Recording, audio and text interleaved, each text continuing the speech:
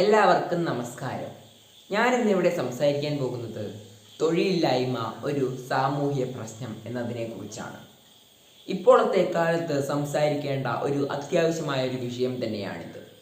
കാരണം നമ്മൾ മലയാളികളുടെ കാര്യം തന്നെ എടുത്തു നോക്കുകയാണെങ്കിൽ തൊഴിലില്ലായ്മ വരാനുള്ള ഏറ്റവും വലിയ കാരണം എന്ന് പറയുന്നത്, നമ്മൾ പുറം രാജ്യങ്ങളിൽ പോവുകയാണെങ്കിൽ ഏറ്റവും തരം താഴ്ന്ന ജോലി വരെ ചെയ്യാൻ തയ്യാറാണ്. പക്ഷേങ്കിൽ നമ്മൾ മറിച്ച് കേരളത്തിലോട്ട് വരികയാണെങ്കിൽ ആ ജോലിയൊക്കെ ചെയ്യാൻ വളരെയധികം മടിയായിരിക്കും. അതുമാത്രമല്ല, ഇപ്പോൾ അവർക്ക് വേണ്ടത് സർക്കാർ ജോലിയും അതുപോലെ തന്നെ AC റൂമിലിരുന്ന് ചെയ്യേണ്ട ജോലിയും മാത്രമാണ് അവർക്ക് വേണ്ടത്. അതുകൊണ്ട് തന്നെയാണ് ഭൂരിഭാഗം മലയാളികൾക്കും ജോലി ലഭിക്കാൻ ബുദ്ധിമുട്ടുമാകുന്നത്. പിന്നീടും പല പ്രശ്നങ്ങളുമുണ്ട്. പിന്നീടുള്ള പ്രശ്നങ്ങൾ എന്ന് പറയുമ്പോൾ വിദ്യാഭ്യാസത്തിൽ കാലഘട്ടത്തിൽ തന്നെയാണ്. കാരണം പണ്ടത്തെ പാഠഭാഗങ്ങൾ എന്ന് പറയുമ്പോൾ കാണാപ്പാഠം പഠിച്ച് ആ പരീക്ഷ എഴുതി നല്ല മാർക്ക് സ്കോർ ചെയ്യുക എന്നുള്ളത് മാത്രമേ ഉള്ളൂ. മറിച്ച് നമുക്ക് ജീവിതത്തിൽ ഉപകാരപ്രദമാകുന്ന ഒരു കാര്യവുമില്ലായിരുന്നു. പക്ഷേങ്കിൽ ഇപ്പോഴത്തെ പാഠപുസ്തകം എന്ന് പറയുമ്പോൾ അതിനെയൊക്കെ നവീകരിച്ച് ഇപ്പോൾ നമ്മുടെ ജീവിതത്തിൽ ഉപകാരപ്രദമാകുന്ന പല കാര്യങ്ങളും ഇപ്പോഴത്തെ പാഠപുസ്തകത്തിൽ വന്നിട്ടുണ്ട്. അത് നല്ലൊരു കാര്യമായിട്ട് തന്നെയാണ് എനിക്ക് തോന്നുന്നത്.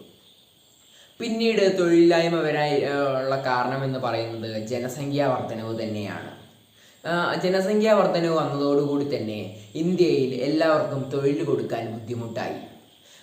അപ്പോൾ ജനസംഖ്യാ വർധനവും തൊഴിലില്ലായ്മയുടെ ഒരു കാരണമാണ്. പിന്നീട് ഈ തൊഴിലില്ലായ്മ കാരണം പല പ്രശ്നങ്ങളും ഉണ്ടാകുന്നുണ്ട്. പല കുടുംബങ്ങളും പട്ടിണി കിടന്ന് അവരുടെ ജീവൻ ഒടുക്കുന്നു. അതേപോലെ തന്നെ തൊഴിലില്ലായ്മ വന്നതോടുകൂടി തന്നെ മറ്റു പല മോശമായ കാര്യങ്ങളിലോട്ടും യുവാക്കളും യുവതികളും ഇറങ്ങുന്നു. ഉദാഹരണത്തിന് കൊള്ളയടിക്കാൻ പോവുക, ആൾക്കാരെ ആക്രമിച്ച് പണം തട്ടിപ്പറിച്ചോടുക. അതേപോലെ തന്നെ ഏറ്റവും കൂടി വന്ന കാര്യമെന്ന് പറയുന്നത് ലഹരി വിറ്റ് നടക്കുന്ന എണ്ണം കൂടി എന്നതാണ്. കാരണം അവർക്ക് വേറൊരു തൊഴിലും കിട്ടാതായപ്പോൾ ജീവിക്കാൻ വേണ്ടി ആ മാർഗങ്ങൾ സ്വീകരിക്കേണ്ടി വന്നവരാണ് അവർ. അതൊരു കാര്യത്തിൽ വരാനുള്ള കാരണമെന്ന് പറയുന്നത് ജനസംഖ്യാ വർധനവും ഒക്കെ കാരണമായി തീരുന്നു അത്. അപ്പോൾ തൊഴിൽ നമ്മളിനി എന്താണ് ചെയ്യേണ്ടത് എന്ന് നോക്കാം. നമ്മൾ ചെയ്യേണ്ടതെന്ന് പറഞ്ഞാൽ, നമ്മൾ സ്വയം തൊഴിൽ കാര്യങ്ങൾ കുട്ടികൾക്ക് പറഞ്ഞു കൊടുക്കുകയാണ് ചെയ്യേണ്ടത്. കാരണം കുട്ടികൾ വിദ്യാഭ്യാസ കാലഘട്ടത്തിൽ എന്താണോ പഠിക്കുന്നത് അത് തന്നെയായിരിക്കും വലുതാവുമ്പോഴും പഠിക്കുക. അപ്പോൾ പണ്ടത്തെ വിദ്യാഭ്യാസ രീതി ആയിരുന്നുവെങ്കിൽ ഇപ്പോൾ അതുകൊണ്ടാണ് ഇപ്പോൾ തൊഴിലില്ലായ്മ വർദ്ധിച്ചു വരുന്നത്.